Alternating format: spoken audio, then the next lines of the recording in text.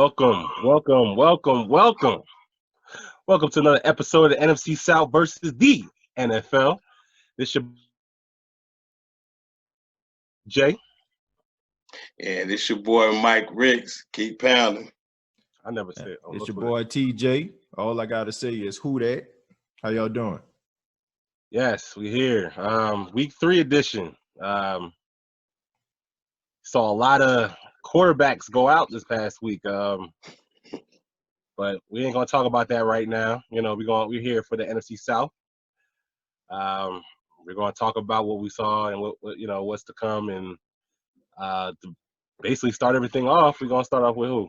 Let me know, Mike. Let's go with them Atlanta Falcons, man. The Atlanta Falcons. Yes, the Atlanta Falcons. I believe they're on the road. Yeah, they're on the road. They got to play against the Indianapolis Colts.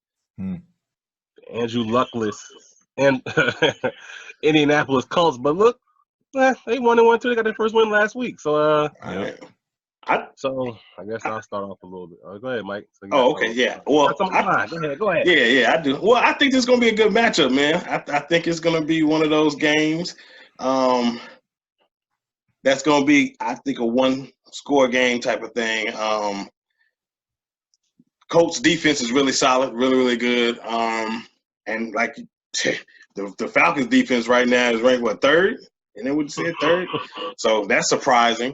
So, but I do know that Atlanta needs to get the running game going, so hopefully they can get the running game going there. Other than that, I just kind of want to see some football, man. I do think the Indianapolis Colts are going to win this game. It's going to be a close one, though, but I do think they're going to pull it out. Two words, man. 2 words to describe the Atlanta Falcons: smoke and mirrors. Last week, against the Philadelphia Eagles, they should have lost that game. Philadelphia Eagles, if you watched our last podcast, we all agreed that they gave them that game on a silver platter. The Indianapolis Colts, even though they don't have Andrew Luck, they have Jacoby Brissett, who is a very quality quarterback. We seen him play against the Tennessee Titans last week. We seen him rally his team, and they made like a comeback in the second half of that game. Not to mention that they have a very young defense. I mean, they have Leonard led by their linebacker. He was a Pro Bowler last season. I mean, these guys are young. They're hungry. They have one of the best offensive lines in football. The Atlanta Falcons, to me, I think they're about to get exposed. Last week, Matt Ryan played one of the worst games I've seen him play in quite some time. They're just lucky. Just so happened they had Julio Jones on their team that basically, saved the day for them. The Atlanta Falcons not going to win this football game. The Indianapolis Colts have something to prove. The AFC South, they're coming, and they're a legitimate division. So I got the Indianapolis Colts winning this game. I think they're going to win by 7 points. And just to piggyback off of what TJ was talking about, I mean, last week, this looked like a Dirk Cutter ran offense. Very unbalanced, couldn't run the ball, a lot of thrown balls, low percentage, and a lot of picks. Matt Ryan threw 3 picks last week, along with 3 touchdowns. This is the type of offense he runs. If you go back and look when Dirk Cutter first was the offensive coordinator with the Atlanta Falcons, those years were the highest interception rates that Matt Ryan had in his career. There's a good chance this was going to be again, because if they don't get that running game going, they still got offensive linemen dropping like flies. So you're talking about a team that is going to obviously they're gonna what's what I'm looking for. Put a lot of weight on the receivers, Calvin Ridley and Julio Jones. I mean, they both went over 100 yards last week. Outside of that offense is those two. I did say last week I did like the way Devontae Freeman explosion looked, but he didn't go very far. Even Ito Smith, he didn't put up a lot, and that's where they really need to do.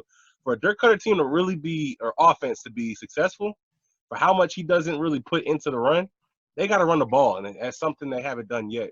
For them even having a chance. Like you said, Indianapolis has a pretty strong defense, so I don't think they're going to start it this week. And they're going into Indianapolis, which is a problem as well. So I definitely have the Colts win this matchup. I just don't see it unless they somehow are able to get that running game going. Matt Rice will continue to throw interceptions in his offense. If you keep on having to throw 40-something times a game, he's going to throw interceptions. Yep. Couldn't agree with you more, man. I do want to say a couple nuggets out there.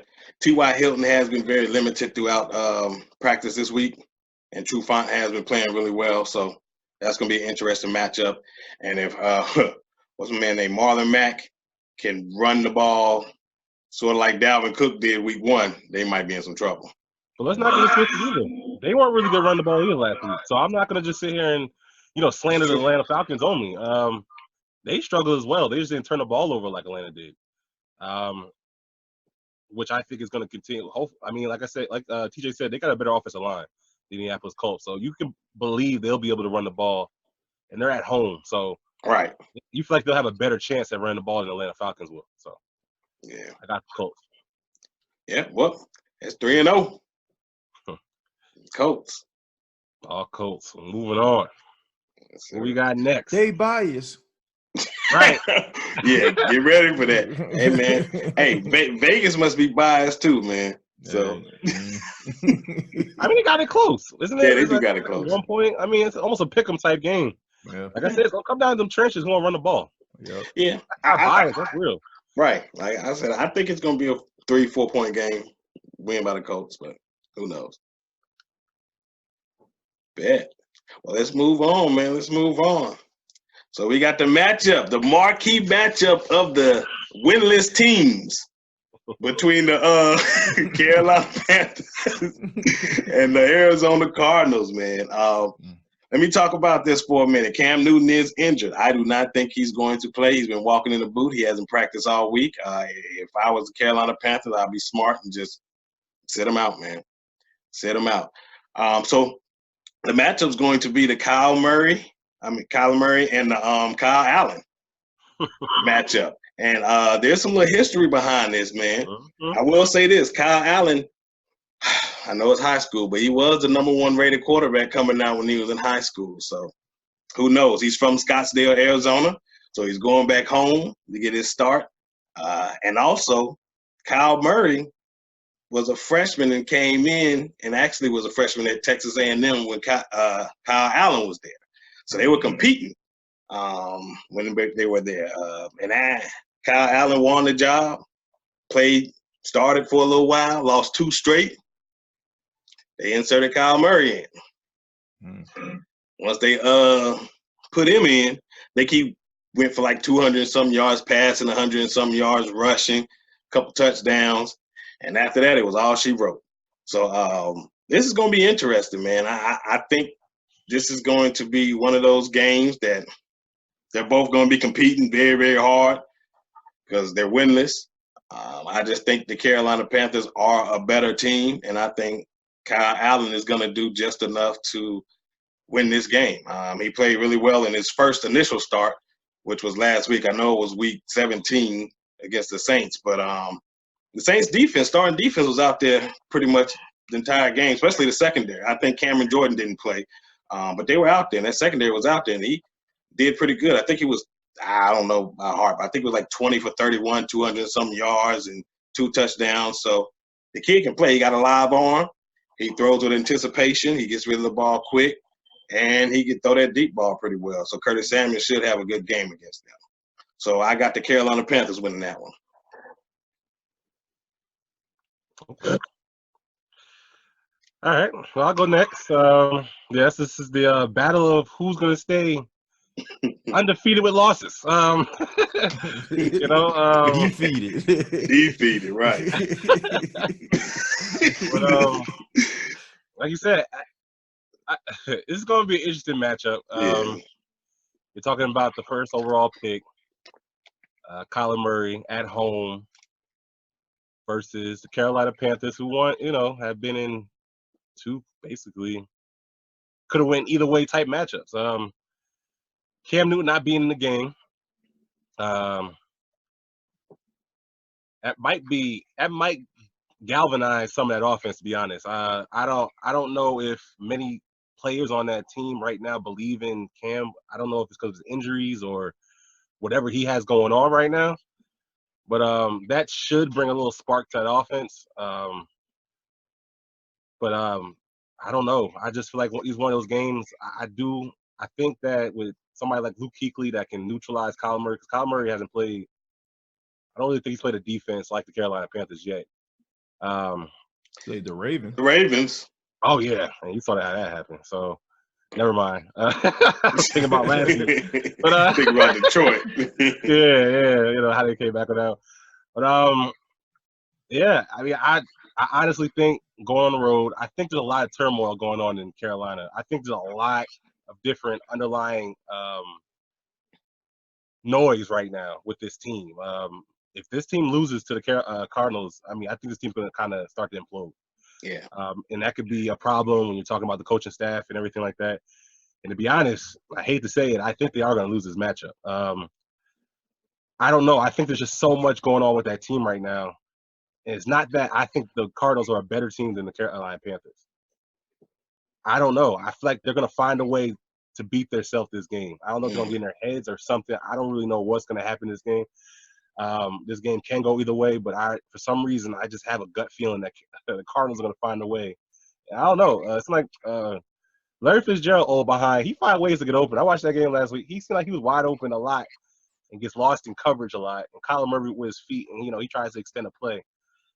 I don't know. I just feel like this is. I think Arizona Cardinals are going to win this game.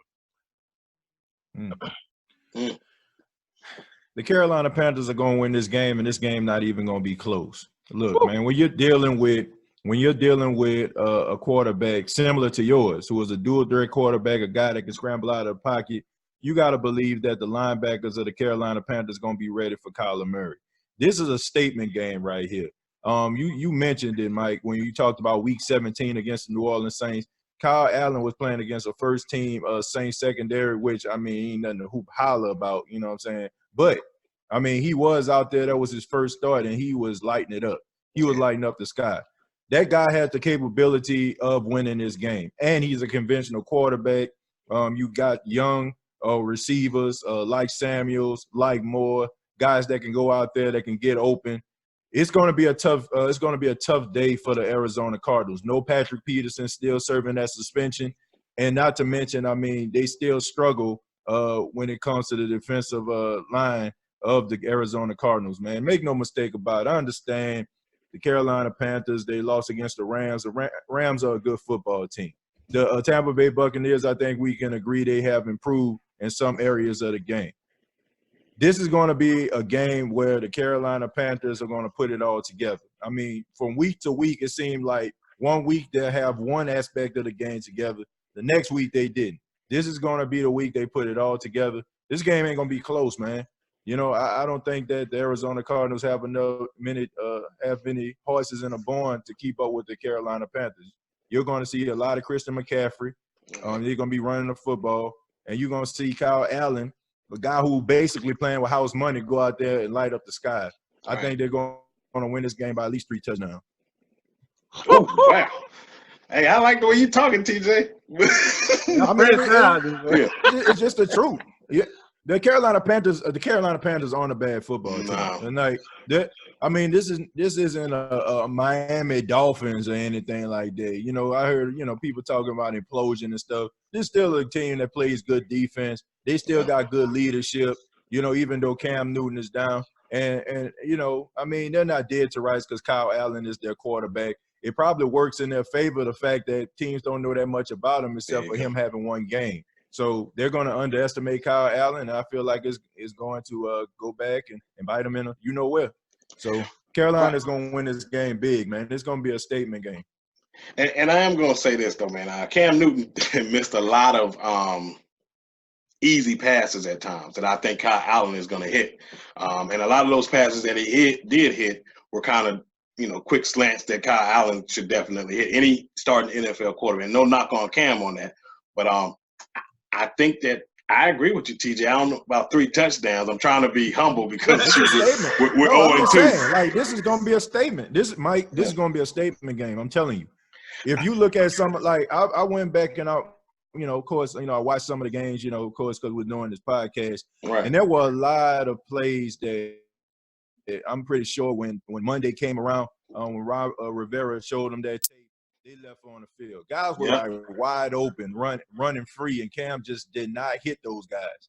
Kyle Allen has a good arm, not Yes, not elite arm, not a real big arm, but he has an arm and he has a lot of good timing and anticipation. And if those receivers are open, he's going to find them. I'm telling you, this is going to be a statement game. This is the game that they're going to put it all together.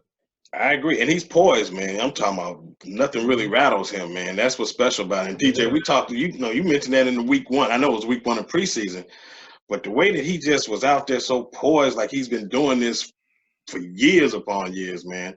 I don't think he's gonna get rattled in this game. So I think we are the better team. So that's why I have us win. And last thing.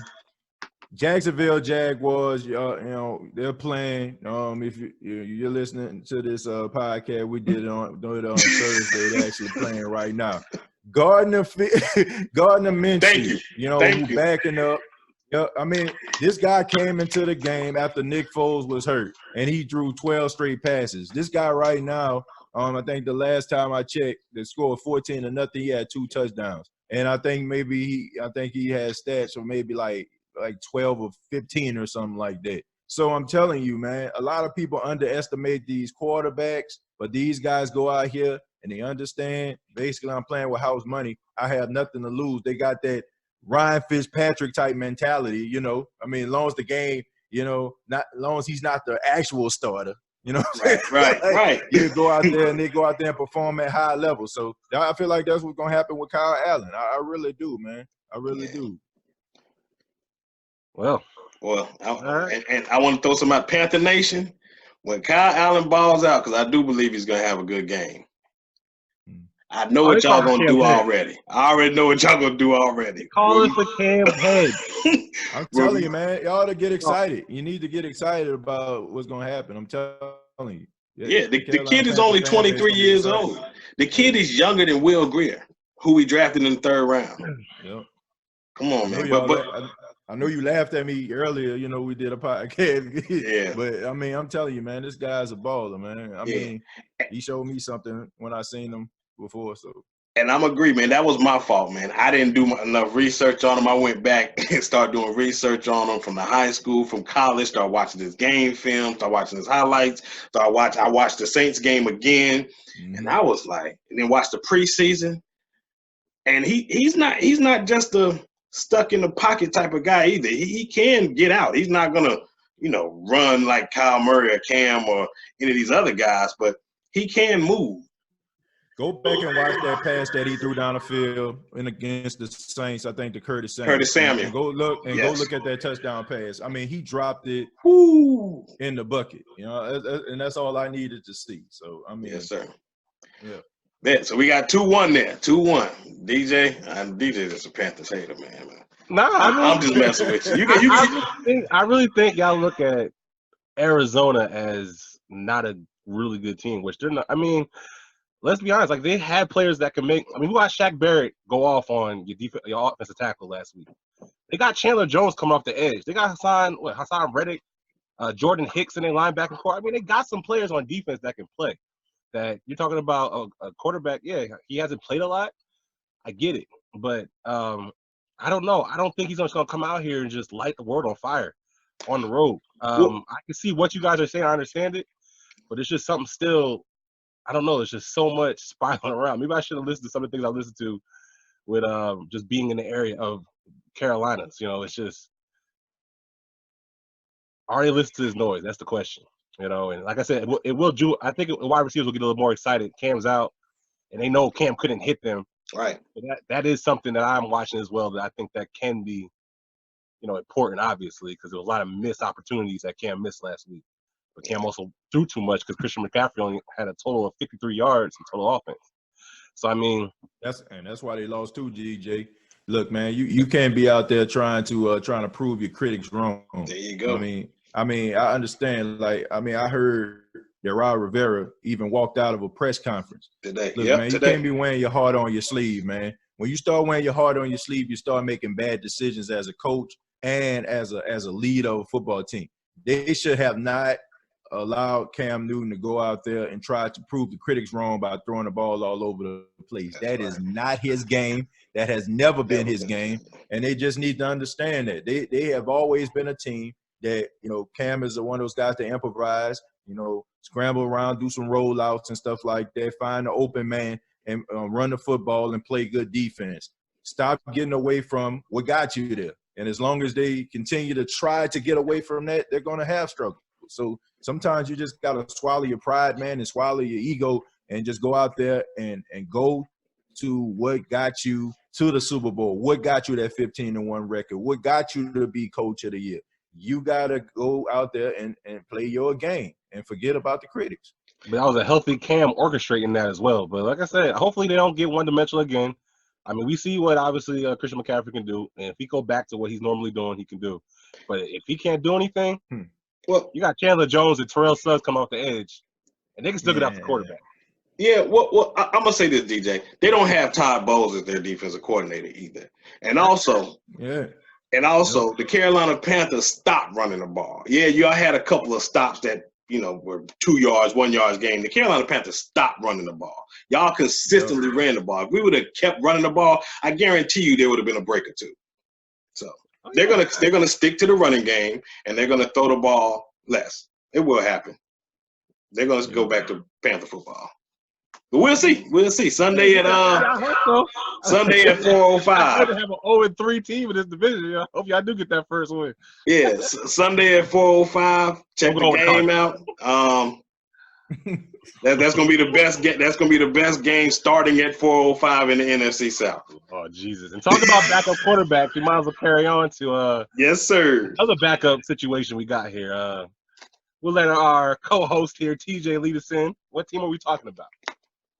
Oh, we talking about the two-time NFC South champion New Orleans Saints, the 1-1 New Orleans Saints. That's what we're talking about right now. Yes. Yeah, man. Yeah, we got Teddy Bridgewater and we got Taysom Hill. I mean, it's no secret. We know that Drew Brees is going to be out for 6 weeks. I mean, every media outlet has been talking about it. He had successful thumb surgery. It looks like he's going to come back on time. But it looks like Teddy Bridgewater, Taysom Hill, one of those guys are going to be the starters. And why I say one of them, because Sean Payton did not come out and say who was going to be the starter in this game. I feel like he's kind of bluffing. I think we all know that Teddy Bridgewater is probably going to get the start. But Sean Payton is a disciple of Bill Parcells. And if we know Bill Parcells over the course of time, he was one of those guys that did not disclose any injuries or any updates or anything like that. So Sean Payton kind of follows in his footsteps. And that's basically the Saints news. I mean, Keith Kirkwood, wide receiver, he's out for the season. He was put on IR. They're bringing up a rookie. His name is Lil Jordan Humphrey. He comes from the University of Texas. He's 6'4", 215 pounds. Had a pretty solid preseason. He was one of those guys that kind of found his way of getting open. He even scored a touchdown in the preseason, so the New Orleans Saints promoted him to the active roster. Also, linebacker Alex Anzalone ended up being on IR. Luckily for them, they got Kiko Alonso. I mean, he's more familiar. This is his 3rd week with the team. And also Carl Granderson, the rookie out of Wyoming, who was supposed to serve a 6-month sentence in prison for sexual assault. But they end up reducing that to probation. So he has a year of supervised probation. He was put on the commissioner's exempt list. The Saints decided to sign him, and he got off the list, and now he's a part of the 53-man roster. So, look for him to probably contribute on special teams. And also Craig Robinson, who's been on special team and been with the Saints for the past 4 seasons, will probably get bumped up and play a little bit more in the game. But that's all the Saints news I got. So, are we talking about the game now? Let's talk about the game. Let's talk about this game. We ain't talking about Okay. Y'all said give y'all reports about the Saints, Yeah. Okay, so we enjoyed that because I didn't know that. That's what you here for. Okay, but hey man, okay, let's talk about this game, man. Everybody's been talking about the New Orleans Saints. Everybody think that they doomed. Everybody's talking about Drew Brees, no Drew Brees, no wins, no nothing. Look, man, the fact of the matter is this. Coach Sean Payton just signed a 5-year extension. Sean Payton is a good coach. Sean Payton is an offensive mastermind. He's going to put those guys in position to succeed. rather it be them, running the ball more, rather Taysom Hill using RPOs, rather it be him going back to watch old Teddy Bridgewater film from Louisville. He is going to find ways to try to make sure that these guys are put in the best position for them to succeed.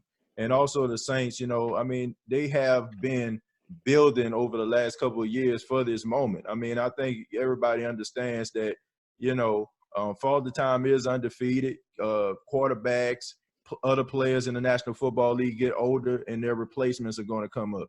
Everybody know. It's no secret. Drew Brees is 40 years old. So the clock is ticking. So the Saints basically have built their team for moments like this. You have good running backs. You have one of the best running backs in Alvin Kamara. You got the guy who's leading the league in receptions in Michael Thomas. And you got Cam Jordan on the defensive side of the football being that leader. It's time for guys to step up. You got to step up in this game. You're going up against the 12th man in the Seattle team, a place that is tough. Everybody knows Seattle. It rains 9 months out of the year. It's best for you to go ahead and bring your running game. You got Russell Wilson, who we all agree is one of the most underrated quarterbacks in the National Football League. They got Carson. They got Penny. They got Tyler Lockett. They got some guys who are not afraid to go out there and play smash mouth football and trust and believe. For the last couple of weeks, everybody been watching the Saints secondary get straight posterized. Every time they throw the ball downfield, 40, 50 yards down the field, they're getting smoked. Trust and believe they're going to be ready to say bombs away and challenge these secondary players. But I'm going to say this. Everybody's been talking about the New Orleans Saints being doomed. I feel like they're going to rally. This is going to be a close game right here. I got the New Orleans Saints winning by 3 because I feel like they're going to do just enough to get that win, and they're going to move to 2-1. And when the Buccaneers lose their game, they're going to be atop the NFC South, man. So that's my prediction right there, man. Saints by 3. Who you want? We go? Go ahead, DJ. Go ahead, DJ. You look like you got something you want to say. Get it off your chest. Get it off your chest. Yes. I do believe that Teddy Bridgewater having a whole week with Sean Payton. Sean Payton is one of the best offensive minds in the league, not question. Teddy Bridgewater gets a week in, starting with the first team. That's going to help a lot. I just don't still see that's going to be enough to beat the 12th man in Seattle. I don't. We're talking about a Seattle team that's number 2 in rushing. You're talking about Carson and what's his name, Penny. They're doing their thing right now. If the Saints can slow them down, Russell Wilson's going to do what he does. Like we say, he's a very underrated quarterback. But like you say, it's going to be probably a nasty game. Wouldn't be surprised. Seattle. I didn't check the weather report, but they can run the ball. Can the Saints? Alvin Kamara got shut down somewhat last week, so he's definitely looking to bounce back. Like I said, you got DK Metcalf, who had a decent game last week. Yeah. So you also got to put that in there. And Seattle has especially when you talk about that 12th man on defense at home, they play a lot better on defense at home, and we saw a little bit of a kink in the armor when it came to that New Orleans Saints offensive line that I gave y'all all of the trophies in the world come this preseason. And that's one reason why got hurt this week, past week. Drew Brees. I think that's a heck of a task to go up to Seattle and win a game without your starting quarterback. I don't think they can do it. Pete Carroll's a very good coach too, so let's not try to sit here and act like New Orleans Saints ain't going against I don't know who y'all got. Who the Panthers the team Arizona, you picked. Yeah, team I did pick. You're right. I did pick them, but I'm just saying, like, ain't Brian Flores or nothing like that in Miami or nothing like that. Yeah, like, you know what I'm saying? So it's gonna be a matchup of minds, but I give the home swing. If this was in New Orleans, you'd probably get a little different. I don't know, that 12th man.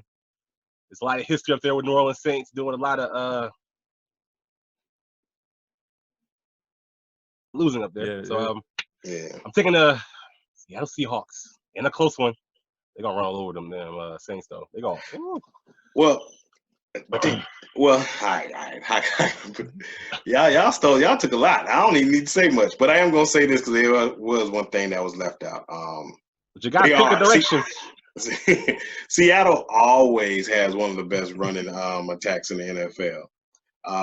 But the Saints have been really good over the last couple of years against the run. Last year, I believe they ranked second in the NFL against the run. This year, I think they're doing really well also against the run. I didn't see Sanders or any of them guys get off last week against them on the run. What teams have been doing have been able to get over top on them. Yep. But I think in this case, Russell Wilson is just so dynamic to me. I just feel like that's going to give them that edge, especially with them being at home. I do think Sean Payton has a lot of stuff up his sleeve. So I don't think this is going to be a blowout by far. I think he's going to use Taysom Hill and Teddy Bridgewater the right way. And you're going to be very surprised to see how well both of those quarterbacks work. He's going to kind of use it like a lot of colleges do at times. You know, sometimes they have two good quarterbacks and they don't know which one to go with yet. I think he's gonna throw some trickery out there for that Seattle's defense and see what Pete Carroll and them can do. But ultimately, I think as of right now, as it stands, I just like Russell Wilson better. Even though the Saints overall team may be a better team, it's just Russell Wilson is just Russell Wilson to me, man. He's just so dynamic. But I think it's going to be a really close game. I think the Saints are going to surprise and shock a lot of people with their play. And I think people are going to really sit there and be like, well, they might have an opportunity to get some wins in this stretch to allow Drew Brees to come back with a really good record to go on a run. But ultimately, I got it going Seattle. Very close game, probably by – I would say no more than 4. The Saints got to jump on it. Like they're gonna have to get out early. I mean, if they win that toss, they better take the ball and score to take that 12th man out early. But you know, if you let Jadeveon Clowney and what other and they got on that team start, you know, they got Ziggy Ansah coming out too. Yeah. So if they can get going, and they got Bobby early, Wagner. Yeah. So and Michael Kendricks, the linebacker too over there. So I mean, they got a decent little front seven. So I mean. Yeah, but I mean, I just feel like, man, the Saints always have a tendency of kind of responding to adversity and stuff. You know, it's when the expectations are high is when they don't exceed them. You know, not everybody kind of writing them off. I feel like that's when they kind of thrive, when people kind of writing them off and saying things that they can't do and they don't have the team. I feel like you're going to see man, this moment right here, like I said it on my podcast, this the moment right here where it's put up or shut up. Like you can't make mistakes. Like usually they can make mistakes defensively, and then you have Drew Brees go out there, he can bail them out. They don't have that luxury anymore. Right. So it's rather they're going to put up or they're going to shut up. You know, I mean, there's nothing in between. Like I cannot see either one of those quarterbacks, even though I hope that they have success. I don't see any of those quarterbacks, if the Saints go down by 2 touchdowns, can bring them back. I just don't. So everybody has to do their job to the best of their ability and probably even exceed their ability. So that's the only way they're going to be able to weather the storm, because there is no number 9 to bail them out. There is none. You know, even when Drew Brees makes mistakes, I mean, like he did against the Texans when he threw that interception in the red zone, he was able to make up for his mistakes. None of those guys are capable, in my opinion, of doing that. None of those guys are capable of going out there and putting that team on their back. So they got to play for each other. It's really next man up. So you got to really do what you got to do in order for you to win this game. I mean, any slip-up is going to make this game really ugly. So hopefully they can put it together and have one of their best games and have one of their best stretches, you know, that we've seen in a while. Yes, sir. It's gonna be a fun game, man. This is one of my one of the games I really, really, really want to watch, man. I think this is gonna be an exciting game. So even without Drew. And it's the moment of truth too for Teddy Bridgewater, in my opinion. No more excuses. I mean, you're with the first team. I mean, last week you can say, "Oh man, you know," he said the only time he practices on Wednesday with the first team. You're getting all the first team reps, man. So this is going to decide: is he the true successor for Drew Brees once Drew Brees retire, or maybe we should be looking at, I don't know, like what somebody say, tank for Tua. Tank for Tua, yeah. Tank for Tua. Sure, tank. Later on next year, tank for Terrence. You know, I mean, Trevor, tank for Trevor. Shoot. So that's what's up, man. All right. Well, we got what 1 and 2 in that one. 1 and 2. All right. Well, y'all got me in the corner right now. Y'all trying to give him body shots? Like, nah, man, you wrong. Cause I went against both. You know.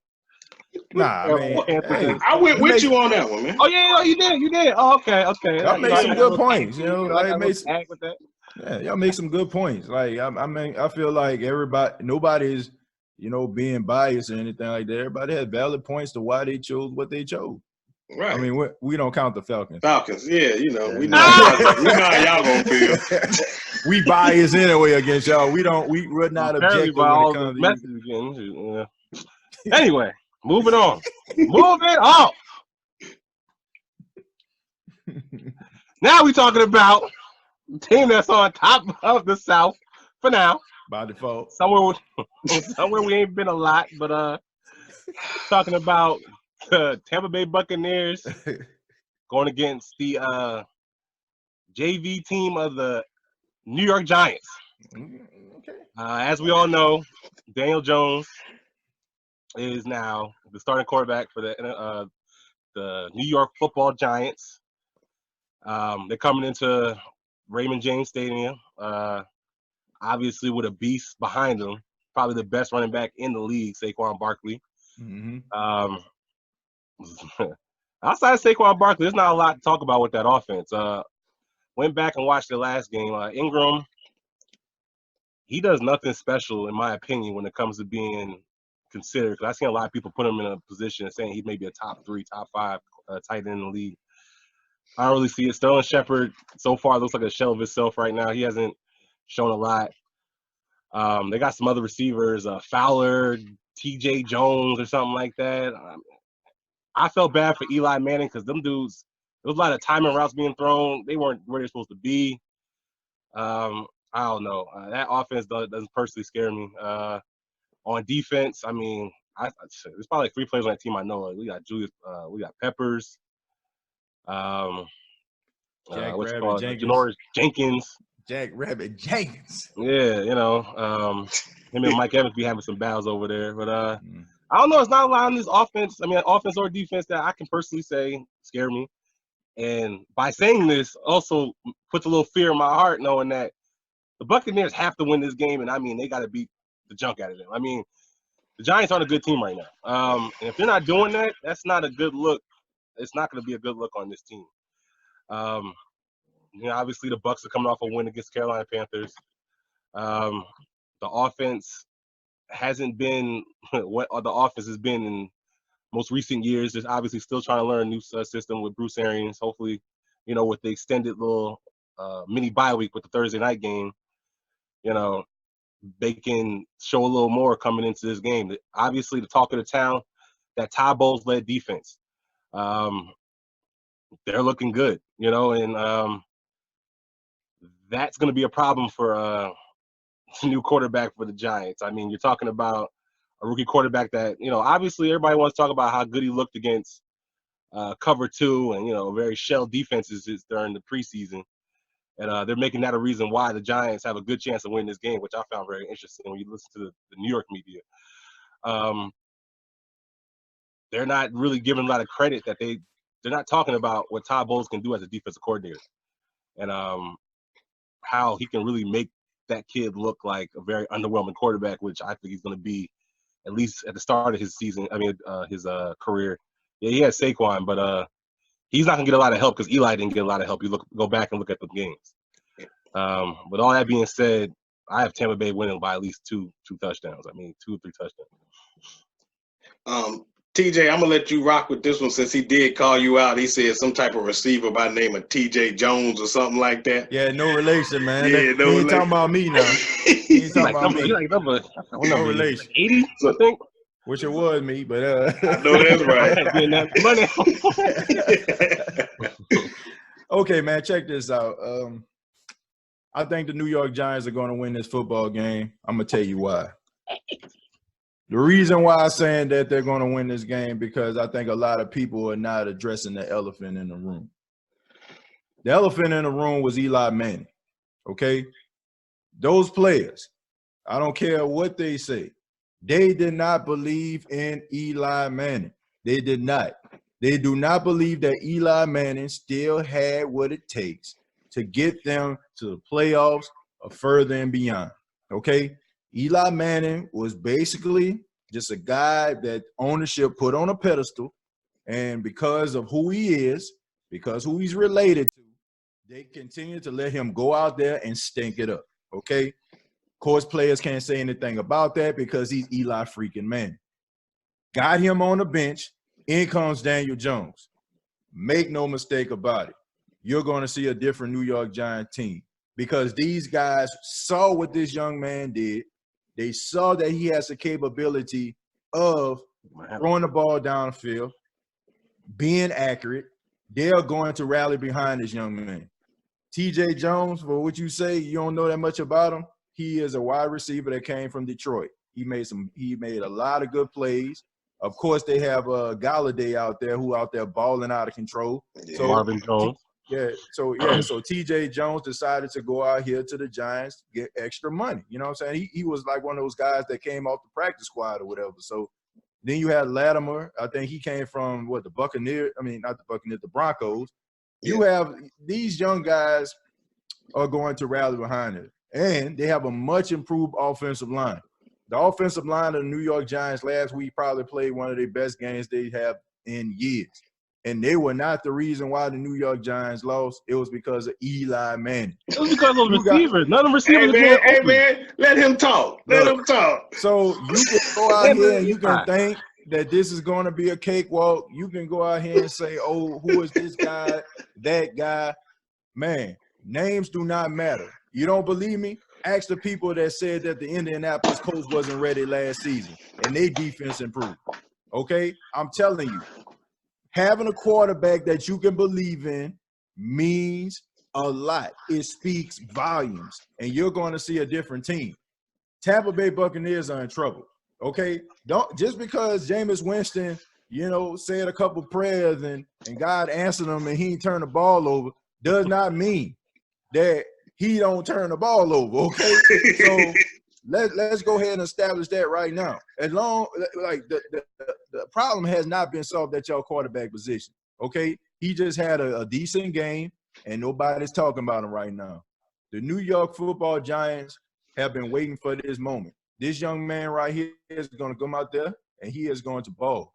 Now, I'm going to say that they're going to win this game. It's going to be close, of course, because they're playing in Raymond James. But don't just think that, oh, it's a JV team. That is a professional football team. And it means a lot when you have a quarterback that you can believe in and that you think has the capability of winning a game for you. I got the Giants winning this football game. Oh, man, TJ,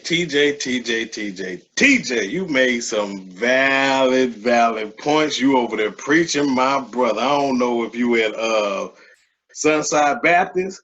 I don't know where you at, but you are preaching over there. I'm going to tell you something, man. Tampa Bay, please do not sleep on this New York Giants team. And I'm going to tell you why. This team here, defensively, I know you don't know their names. I love that about them because they got a lot to prove and they're hungry. This defense is not giving up much rushing yards. They had the Dallas Cowboys. Ezekiel Elliott only got the high was 53 yards. Let's go to the following week. I think they gave up 60 yards. They're not giving up a lot of rushing yards. And I get it. Those wide receivers dropped a lot of passes last week, and partly because of what TJ said. They had already lost all confidence in Eli Manning, and they know what they got in that boy Daniel Jones. They know what they got in him, and he's over there on the sideline. They've been waiting for this opportunity. I actually like the receivers. They're not bad. I like the Lattimore. I like the Jones. I like Dante Fowler. Did he come from the Broncos? Well, Dante Fowler was the I don't know if that's his name. Dante Fowler plays for the Rams. I don't know. Oh no, yeah, I still got what you call it. Nah, Fowler the third. Right, but for the Broncos. But yeah, I'm still thinking about when he was doing the Rams. Evan Ingram, I think that they're gonna have. Look, man, Saquon's gonna come out there run up. And like TJ said, that offensive line is much better, much improved. Eli has only been sacked twice. They played against the Cowboys and the Buffalo Bills. Those are two undefeated teams that are really, really good defensively.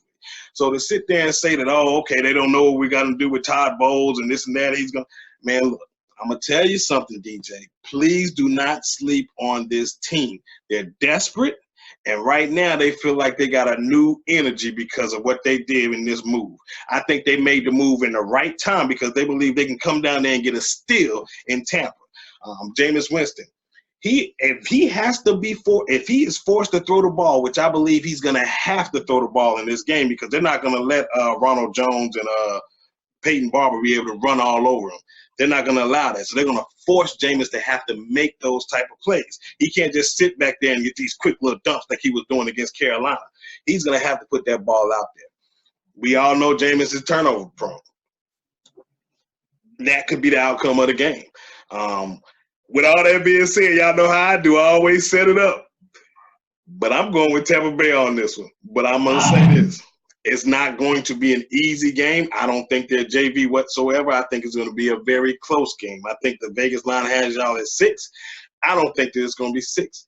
It's going to be close, much closer than that. But I would not be surprised if this team beats the Tampa Bay Buccaneers. Man, y'all talking about Daniel Jones like we about to go against Tom Brady right now. Y'all. I mean, I like this kid. I don't know. I mean, I just don't see it that he's ready to just. He hasn't seen an NFL defense yet. You know what I'm saying? Like, I don't know. And NFL defense has not seen him yet either. That's right. They haven't seen him, so they don't have film on him. Todd Bowles has film on Cam and all the other guys, so he knew exactly what to do in that situation. Man. Look, let's not act like Jimmy Garoppolo. I know he didn't get off, but he did just enough to get going.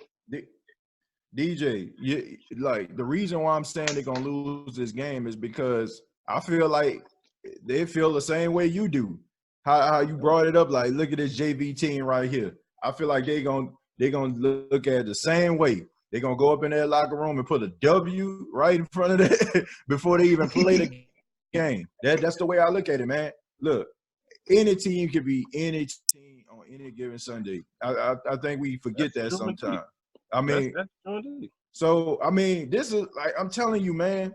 They did not believe in Eli Manning. They did not believe in him.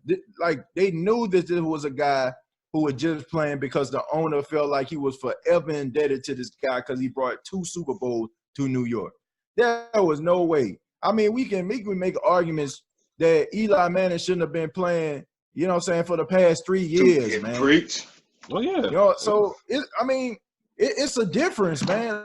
Like when you have a quarterback that you believe in, you know what I'm saying? Like you said, that's a shot in the arm to the offense. These guys are probably disinterested. They probably feel like, man, they know this guy sucks. They probably know this guy don't have it anymore. Why are they putting us out here? Why are they subjecting us to do this? That's the way they feel. Watch how differently this team looks when Daniel Jones hit the field. I'm not saying he's Tom Brady. You're absolutely right. This is a young rookie who has a lot to prove. But at the same time, he's a guy that gives these guys hope. And it's hope that they haven't had in a very long time in New York. So, man, be careful, man. I'm telling you. Like, don't just go into this game like, oh, man, we about to, you know, Deion saying to high step this thing to the end zone. You know what I'm saying? You got to, man, it's going to be a tough game for y'all. It's going to be a tough outing. Yeah. They're going to win this game for this young man because they're going to want him to keep playing. And don't think Saquon, who's already averaging over 100 yards a game, is not going to continue to average over 100 yards a game. And they Trust and continue believe. games with him doing that. So it doesn't, he won a lot of games with him running that good. So. And what's the best thing for a young quarterback? It's a running game. But I'm just saying, like, I don't know. Like I said, I've been hearing obviously a lot. A lot of people are picking the Giants to win this game. I don't hear a lot outside of Vegas, obviously having the Bucs favored 6.5, whatever the case may be.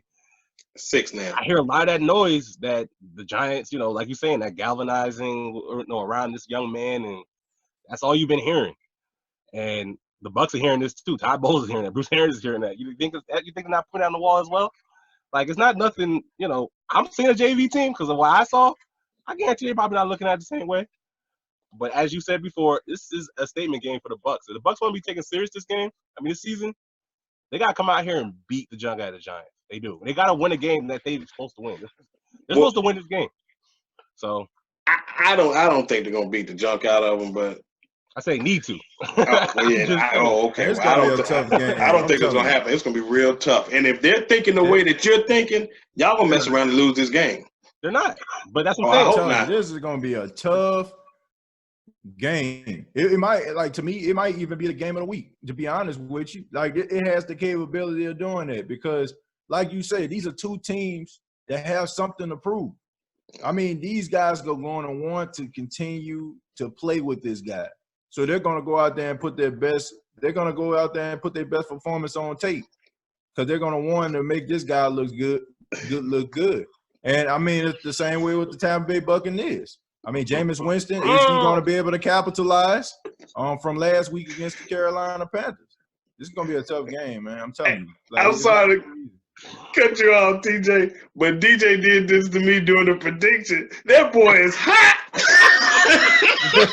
He is boiling over there. Look at that. His hands sweating and everything. It's wet right now, bro. I'm trying to tell you. You see that vein right there? You see that vein? Man, don't take it personal, man. Just don't take it personal.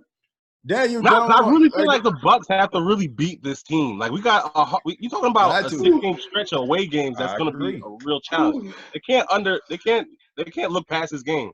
They need to be 2-1 going into this stretch of away games. I mean, they're not coming back home until November 16th or something like that. Yeah, they have to win this game because that gauntlet of games they got coming. I mean, they're not going nowhere. You got this game with obviously a team that's, like I said, in my opinion, not that great. That you just gotta win this game, And in my opinion too. Gotta do it. Right. I know we know who you are, but like I said, I'm throw it out there. We all see that's why they play the game. That's why they play the games. Man, they're not great now. I ain't gonna go that far. Yeah, I'm with you. I'm just saying, like, it's just something about a new voice inside a huddle, that can galvanize a team. We seen this before, man. I mean, you should know it firsthand. Week 1, Ryan Fitzpatrick last season, beat the Saints, then beat the Pittsburgh Steelers, and then I think Jameis Winston came back after that suspension, throwing picks all over the place. They wanted Fitzpatrick back in the game. You know what I'm saying? So and I mean, even Deshaun Jackson, he went to the coaching staff, said, "Man, go ahead, put Fitzpatrick back in there." He the one that throwing me all these bombs, making me look good. So that tell you right there. You don't think, like, honestly, man, we know about these football players. When they get in front of those mics, they be politically correct. I mean, yeah, we gonna go out here, we gonna scheme this way. This is a good football team we playing against. But behind closed doors, man, this dude just missed me, man, way over my head, man. I was wide open. Man, they know it. They know Eli Manning shouldn't be playing. We know it. We can just say it. They can't. You know what I'm saying? They can't say it. So, man, they're happy. They're happy that this guy's coming into this game. And they're going to want to make him look good. I'm just saying. Be careful, man. All right. Hey, DJ, we're going to give you the final word on this, man, and we're going to wrap this up. I said what I need to say. I left it alone, It is what it is. We can that boy over there bouncing. We can wrap this up. I mean, we all feel the way we feel. Hey, man, so we got the Tampa Bay Buccaneers, man. We got 2-1 going over here, man. 2-1, 2-1 with Tampa. But hey, TJ almost convinced me, brother. Because I was thinking it too. I probably convinced them too. That's why. Nah, I'm not wavering. I'm not wavering. I'm just kidding, DJ. I'm just kidding. It's I hot. feel about this Giants team. It's hot. Whew, I was thinking it. Oh man. Whew. All right, man. All right. Let's move on to the NFL, good man. content. There you go. That's still my brothers, but it is what it is. Tell them why you mad, son. Or we're gonna get this pillow It's fight gonna later be a on. very interesting ride along on Monday. Win or lose. Ooh-wee. Yes, sir.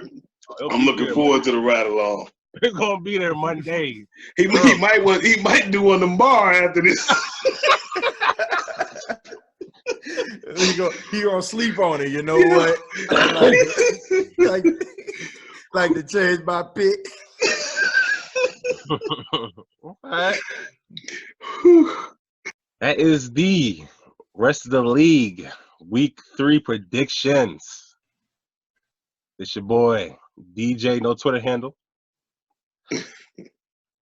Hey man, this your boy Mike Ricks. You can follow me at Mike Ricks07 on Twitter. Keep pounding. And it's your boy TJ Jones. You can follow yours truly on Twitter at TJAY, the radio guy on Twitter. Who that? Yeah. And also you can check out our YouTube channel. It's called, just type in Sports Connection Network, or the NFC South versus the NFL. Expect more content coming. We happy y'all tuned in. Looking forward to seeing y'all next time, man. Right. And make sure that you subscribe, like, hit the alert. What is it? The alert when you get notification, comment, all that. Tell me how much you hate me and my San Diego, Los Angeles Chargers thing, all that. I'll take it. Man. And we appreciate y'all most definitely. Yeah, thank you.